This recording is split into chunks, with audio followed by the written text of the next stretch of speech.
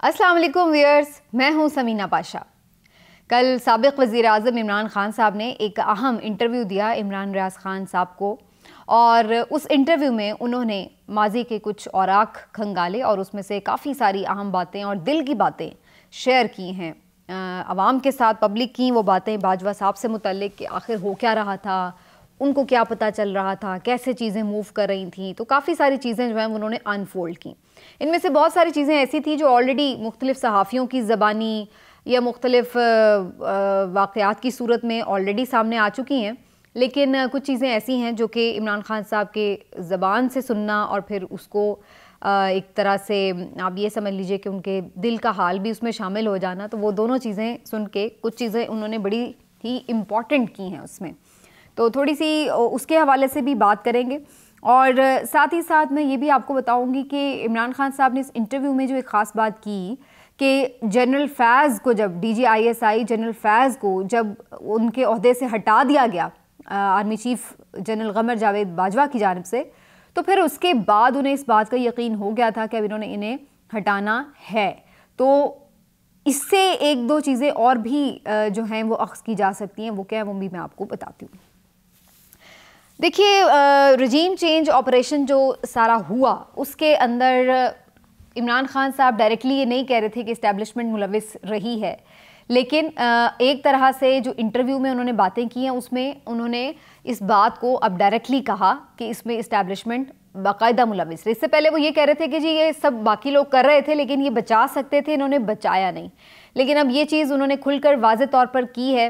कि ये काम में बराबर के ये लोग शरीक रहे हैं, और इसके लिए उन्होंने बाकायदा सहूलतकारी भी की है और तमाम तर प्लानिंग्स भी की हैं, बल्कि डबल प्लानिंग्स की हैं, और उन्होंने बताया कि किस तरह से उनको ट्रैप भी किया गया। इमरान खान साहब ने इस इंटरव्यू में इस बात का एतराफ़ किया कि उन्होंने जनरल बाजवा को एक्सटेंशन देकर गलती की। इमरान खान साहब अपने इस इक़्तिदार में आने से पहले काफ़ी दफ़ा मुख्तलिफ मौक़ों पर जब कभी इंटरव्यू में ये सवाल सामने आता था एक्सटेंशन से मुतालिक, तो वो यही कहते थे कि कोई भी हो उसको एक्सटेंशन नहीं मिलनी चाहिए, हालत जंग में भी मुल्क हो तो एक्सटेंशन आर्मी चीफ को नहीं मिलनी चाहिए। तो बड़ा कैटेगोरिकल और बड़ा ही जिसको कहते हैं ना कि वाज़े उनका मौक़िफ़ था, इस पर उन्हें बिल्कुल क्लैरिटी थी। लेकिन ये इसको शोमिया किस्मत कहें या फिर ये कि जब इंसान की जिस तरह से मुक़द्दर में लिखी होती है चीज़ें फिर वैसे ही होनी होती, तो इमरान खान साहब देखिए एक इतनी क्लैरिटी के बावजूद भी ये गलती कर गए, और वो ख़ुद इस बात को मान रहे थे कि उस वक्त भी उन्हें उनके जहन में ये बात थी कि एक्सटेंशन दूँ या ना दूँ, नहीं देता, लेकिन इसके बावजूद भी वो ये काम करने पर आमादा हो गए अल्टीमेटली। तो उसके वजूहात वो जो भी बताएं कि उस वक्त हालात ऐसे थे, वो नए नए गवर्नमेंट में आए थे, उन्हें भी लगा कि बाजवा साहब सिंसियर आदमी हैं, न जाने अगला कोई आए तो कोई नया एडवेंचर ना होता फिरे, तो इससे बेहतर है कि इनके साथ एक वर्किंग रिलेशनशिप अच्छी बन गई है तो ये इनको कंटिन्यू कराया जाए ताकि मुल्क को थोड़ा बेहतर किया जा सके, स्टेबल किया जा सके। लेकिन अल्टीमेटली वो इस जाल में फंसे और उन्होंने इस बात का बरमला एतराफ़ भी कर लिया, और उन्होंने ये भी एतराफ़ किया कि वो इंतहाई सादा हैं और बात में लोगों की बातों में ट्रस्ट करते हैं जो वो कह रहे होते हैं। अच्छा, मैं आपको एक वैसे अपनी ज़ाती एनालिसिस की बात बताती हूँ। मेरा अपना एक अंदाज़ा या ख़याल है कि आम तौर पर जो ऐसे लोग होते हैं ना जो जल्दी लोगों की बातों में आ जाते हैं, तो लोग बड़ा मजाक उड़ाते हैं कि यार ये बेवकूफ़ है, इसको पता नहीं है और इस तरह से है। शायद लोगों की ये बात या ये रिमार्क्स किसी हद तक ठीक भी होते हों, लेकिन मेरा ज़ाती ख़याल ये कि कौन लोग होते हैं जो लोगों की बातों में आ जाएं या वो ट्रैप हो जाते हैं या वो बेवकूफ़ बन जाते हैं या वो पहचान नहीं पाते लोगों को। तो मेरा अपना ज़ाती ख़याल ये कि जो लोग बहुत दिल के साफ़ होते हैं और जो दलेर होते हैं, ये वो लोग होते हैं बुनियादी तौर पर जो ख़ुद नीयत के साफ़ होते हैं, जो ख़ुद लोगों को बिट्रे करने पर यकीन नहीं रखते। और वो कहते हैं ना जब जो आप सोच रहे होते हैं वो बेसिकली आपकी अपनी एक शख्सियत की अंदर की अक्कासी भी होती है। बाज़-औक़ात ख़दशात भी हो सकते हैं, लेकिन बाज़-औक़ात आप ख़ुद चीज़ों को बहुत ज़्यादा, मतलब मैंने बाज़-औक़ात लोगों को देखा है अपने इर्द गिर्द बहुत ज़्यादा नेगेटिव चीज़ें सोच लेते हैं। मैं हैरान होती हूँ कि यार ये इतनी इस एंगल पे ये बात वाकई क्या हो सकती है या उस तरह। तो ये चीज़ बड़ी होती है कि बाज़ लोग जो ख़ुद साफ़ गोई रखते हैं, साफ़ तबीयत रखते हैं, नीयत में खोट नहीं रखते, लोगों को बेवकूफ़ बनाने में या शातिराना मक्काराना चालें चलने में इतने होशियार नहीं होते, वो आमतौर पर ये समझते हैं कि शायद सारी दुनिया ही ऐसी है, लेकिन दुनिया बड़ी बेरहम है जनाब। दुनिया ऐसी नहीं है, ये एक अलग तल्ख हकीकत है। और खान साहब भी शायद उन्हीं लोगों में से हैं जो दलेर हैं और उनको पता है कि यार बस अपनी, अगर कोई कह रहा है उसको ट्रस्ट करो, अगर वो नहीं उस पर पूरा उतर रहा तो फिर ये उसके अमाल हैं, उसके साथ हैं। लेकिन वो लोगों की कई भी बात पे ट्रस्ट कर रहे हैं, या अगर आप ये कह लें कि जनाब वो उनको थोड़ा शकूक शुबहात में अगर वो नहीं जाते, बदगुमान नहीं होते, तो ये भी एक साफ़ दिल की भी निशानी होती है कि आप ख़ुद चूँकि दिल आपका साफ़ होता है तो आपको लगता है कि शायद दूसरा बंदा भी इसी तरह का होगा, लेकिन बाज़ुकात इस तरह की जजमेंट हमारी गलत साबित भी हो जाती है। तो लाइफ में ये हमें मौक़े बाज़ुकात देखने को मिलते हैं। लेकिन बहरहाल खान साहब जो मर्ज़ी कहें, लेकिन सूरत हाल यही है कि मरदम शनासी में गलती कर जाते हैं वो। और इसमें इस दफ़ा भी उन्होंने एक जिसको कहते हैं ना कि बहुत ही फाश गलती की जनरल कमर जावेद बाजवा के ऊपर एतबार करके। और फिर उन्होंने इस इंटरव्यू में सारी बातें की कि किस तरह से वो डबल गेम खेल रहे थे। इमरान खान साहब को वो कुछ कह रहे थे, अपने जो इदारे के लोग हैं उनको किसी और कहानी के पीछे लगाया हुआ था। नवाज शरीफ साहब से कोई और डीलें चल रही थी, जरदारी साहब को कोई और गारंटियाँ मिल रही थी। तो हर तरफ से जिसको कहते हैं ना, उन्होंने अपने जाल फेंके हुए थे और वो अपना इक़्तिदार जो था उसको दवाम बख्शने के लिए हर तरह के हथकंडे भी आजमा रहे थे और हर तरह की चालें भी चल रहे थे। और इसकी गवाही सिर्फ आज इमरान खान साहब नहीं दे रहे, बल्कि ये हुकूमत भी इस चीज़ की गवाह है। वही लोग जो कल कुला को ये पहले कहते थे कि ये बुरे हैं, ये ऐसे हैं, ये वैसे हैं, और अपने 2018 से पहले अपनी नवाज शरीफ साहब की हुकूमत, बल्कि उनकी हुकूमत तो खैर थी, मतलब उनके नाअहल होने को और उनके मुकद्दमात और वो तमाम चीज़ें, उस डाउनफॉल का सारा ज़िम्मेदार और इमरान खान साहब को लाने का सारा ज़िम्मेदार बाजवा साहब को ठहरा रहे थे। फिर उसके बाद बाजवा साहब अच्छे हो गए, हमने उनको देखा कि यही हुकूमत, यही नवाज शरीफ, यही शहबाज शरीफ उनका दिफा भी करने लग गए, उनके वज़रा भी उनका दिफा करने लग गए।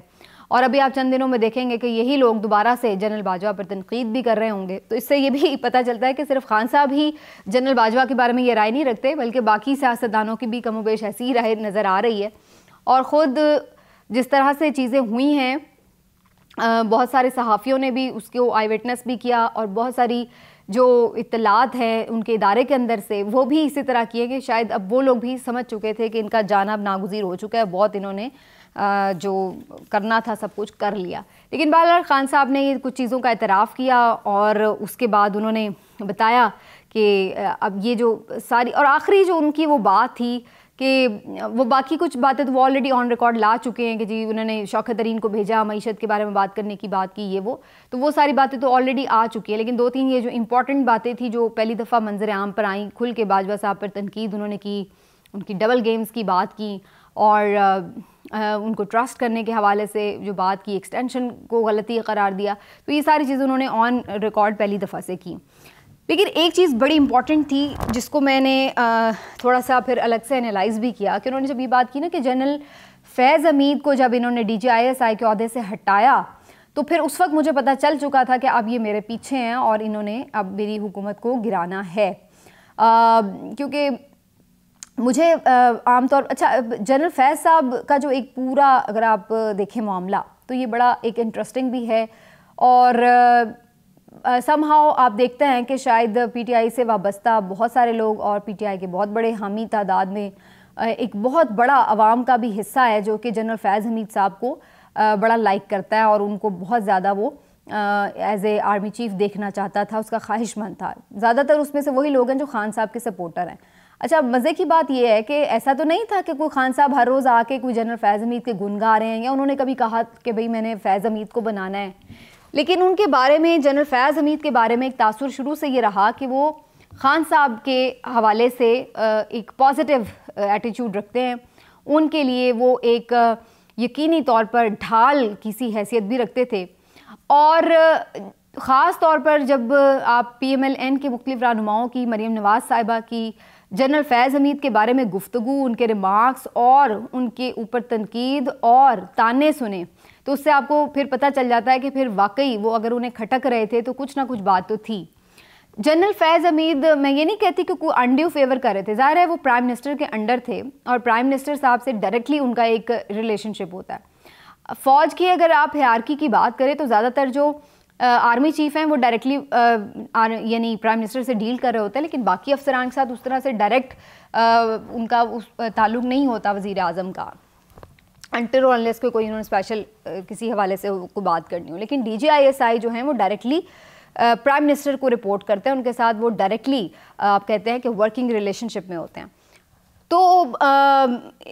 मरीम नवाज साहिबा ने जब उन्हें कहा, उन्हें वो कोच भी उनका कहती थी, फिर उनको वो आंखें, नाक और कान भी कहती थी, और ना जाने वो किस किस तरह के उनके ऊपर इल्ज़ामात लगाती थी। बहुत सारे लोग ये कहते हैं कि जनाब उनको तो 2018 के इलेक्शन में ये जो नून लीग का एक बयानिया इस हवाले से कि खान साहब को तो लाया ही इस तरह से गया था, जनरल फैज़ हमीद ने उसमें बड़ा किरदार अदा किया। अच्छा, ये भी एक बड़ी इंटरेस्टिंग बात है कि जनरल फैज़ पे वो बिला वजह की एक क्वेश्चन उंगलियाँ उठती हैं इस हवाले से। हालांकि जनरल फैज़ उस वक्त DGISI तो नहीं थे,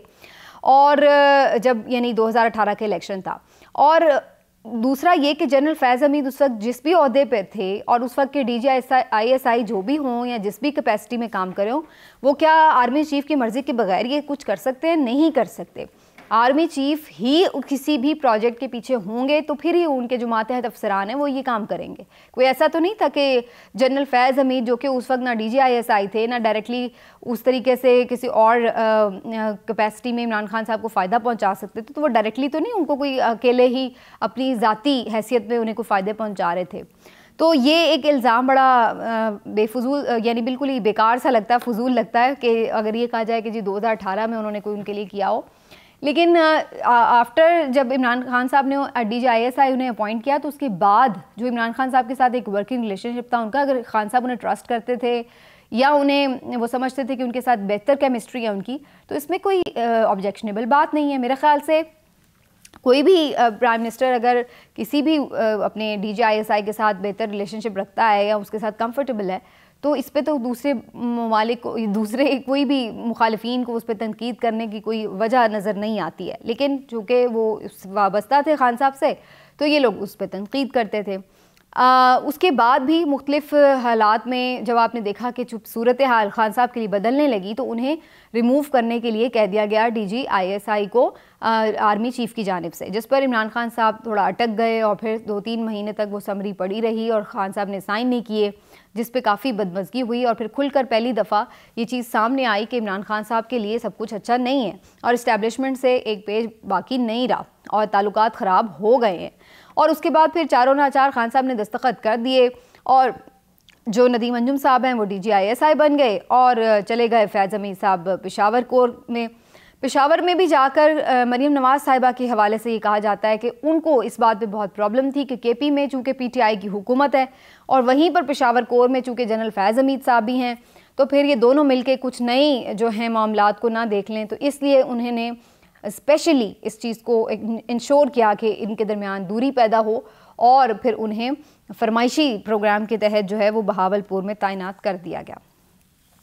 उसके बाद जब जनरल फैज़ हमीद साहब बहावलपुर आ गए, हालांकि उनका वहाँ पे होना बड़ा ज़रूरी था, जिस तरह से उस वक्त अफ़गान फ़ौर के हवाले से सिचुएशन थी, तालिबान के मामलात थे, बहुत सारी चीज़ों को वो डायरेक्टली डील कर रहे थे और उसके अब कॉन्सिक्वेंसेस देखिए। सिर्फ ये आपने अपनी पॉलिटिकल सियासी फ़ायदे के लिए मुल्क को भी दाव पर लगाया है। इसलिए क्यों कि उनके वहाँ से रिमूव होने के बाद पाकिस्तान ने अब ये हालात देखे हैं कि दोबारा दहशतगर्दी सर उठा रही है। TTP जो है वो दोबारा आपको आंखें दिखाना शुरू हो गई है, मसल्स शो कर रही है। तो ये वो एक सिचुएशन है जिसको मेरा अपना ज़ाती ख्याल है कि जनरल फैज़ हमीद साहब बेहतर तरीके से हैंडल कर सकते थे अगर वो मुतल्लिका जगहों पर मौजूद रहते, लेकिन उन्हें सियासी नापसंदीदगी का एक निशाना बनाया गया और उन्हें बहावलपुर कोर में तैनात कर दिया गया। और उसके बाद जब ये अब मामला हुआ और उसके बाद फिर मुसलसल एक कैंपेन जो सोशल मीडिया पर PMLN की जानिब से उनके खिलाफ चलती रही, वो भी आपने देखी। अल्टीमेटली जब ये आर्मी चीफ की तैनाती का मामला आया तो उसके हवाले से भी कोशिश ये थी, कहीं ना कहीं ये बातें चल रही थी कि जो उनकी रिटायरमेंट के बाद ही ये चीज़ें हों ताकि वो ना आर्मी चीफ बन जाएं। लेकिन अल्टीमेटली आर्मी चीफ तो जनरल आसिम मुनीर साहब बन गए, लेकिन उस सीनियरिटी लिस्ट में जनरल फैज़ भी शामिल थे और अब चूँकि अप्रैल में उन्हें रिटायर होना ही था, तो फिर उनका मज़ीद इस ओहदे पे अगर वो रहते भी तो मज़ीद कोई प्रमोशन का इम्कान नहीं था। और वैसे भी मेरा ख्याल है जिस तरह की कैंपेन चलाई गई और फिर इनकी लीडरशिप में और उस तरह से मज़ीद इस ओहदे पर रहने का शायद उनको कोई ना तो अब उसमें चार्म था, ना कोई उसमें आप कह लें तरक्की का इम्कान था, तो फिर उन्होंने घर जाने को बेहतरी समझा। लेकिन ये सारी चीज़ें आप याद रखिए कि खान साहब हमेशा बार बार बहुत सारे प्लान्स को पहले से बताते रहे अपने जलसों में कि अब ये होने वाला है, अब ये होने वाला है, अब ये कर रहे हैं, अब ये कर रहे हैं, अब ये नाअहल करवाएंगे, अब ये मरवाएंगे, अब ये उसको जो है वो मजहबी रंग देंगे, उसको वो इस तरीके से प्रेजेंट करेंगे, अब ये खून खराबा करेंगे, अब ये प्लान कर रहे हैं। तो इमरान खान साहब ये सारी चीज़ें कर रहे थे और वो पहले से उन्हें इंफॉर्मेशन मिल रही थी। इस बात को फिर फेंका नहीं जा सकता कि ख़ान साहब जो थे उनके फ़ौज के अंदर हमदर्द मौजूद रहे हैं और यही वो लोग हैं, उनके सोर्सेज हैं और वो इसको बरमला कहते हैं कि मुझे इदारों के अंदर से ये इन्फॉर्मेशंस मिल जाती रही हैं। तो इस तरह की सूरत हाल में वो कहते हैं फिर अल्लाह भी मददगार साबित होता है। जब सारे आपके लिए ख़िलाफ़ प्लानिंग कर रहे होते हैं तो उनके अंदर से शायद कोई आपके लिए रास्ते बना देता है जो कि आपको अलर्ट कर देता है कि भाई अब ये चीज़ इस तरह से हो रही है। तो इस तरीके से जो है वो मामलात जब ख़ान साहब मुसलसल ही कर भी रहे थे तो उस वक्त भी इन चीज़ों के ऊपर भी उनको तनकीद का निशाना बनाया जाता रहा है कि शायद जैसे उनकी की तरफ उंगलियां उठ रही थी कि शायद वही जैसे सारी इन्फॉर्मेशन जो थे वो पहुंचा रहे थे। लेकिन बहरहाल अगर ऐसा था तो ख़ान साहब के साथ उन्होंने वफ़ा निभाई, उन्होंने कोई दो नंबरी नहीं की, ना ही कोई उन्होंने जनरल बाजवा की तरह जैसे ख़ान साहब कह रहे हैं कि कोई डबल गेम्स खेलनी सबके साथ, और ना ही उन्होंने जो है वो आकर कोई प्रेस कॉन्फ्रेंस इस तरह से की जैसे कि हमने बाद में देखी, और ना ही आके कोई उन्होंने किसी बात का कोई जवाब दिया है। लेकिन तारीख़ ख़ुद बहुत सारी बातों का जवाब होती है, तो हम उम्मीद करते हैं कि आने वाले दिनों में खुद ही चीज़ें खुल जाएंगी, कौन किस तरफ तारीख़ के खड़ा था, ये सारी चीज़ें खुल जाएंगी और फिर हमें मालूम होगा कि किसका नाम सुनहरी हरूफ में लिखा गया और किसका स्याह हरूफ में। लेकिन बहरहाल जनरल बाजवा साहब ने अपनी कुछ शायद इमेज बिल्डिंग के लिए ये ज़रूर कोशिश की कि जी पिंडी में जाके मैच देखें ताकि वो ये तासुर दे सकें कि जी वो तो अवाम में निकल सकते हैं। लेकिन वो कितनी सिक्योरिटी में थे या कितने लोग वहाँ पर थे या कितनी देर के लिए वो वहाँ मौजूद रहे, बहुत सारी चीज़ें हैं जिसके ऊपर नज़र रखनी होगी। बहरहाल इदारों का एहतराम होता है, लेकिन अगेन वही बात है जब शख्सियात अपने किरदार से अपने अमल से ये चीज़ साबित करती हैं कि वो डिज़र्व करती हैं इज़्ज़त व एहतराम, तो फिर जाना किसी का देखना हो तो कोई फिर अरशद शरीफ शहीद का जाना भी देख ले। आज के व्लॉग से नाज़रीन इतना ही, फिर इंशाल्लाह आपसे मिलेंगे। अपना ख्याल रखिए। अल्लाह हाफ़िज़।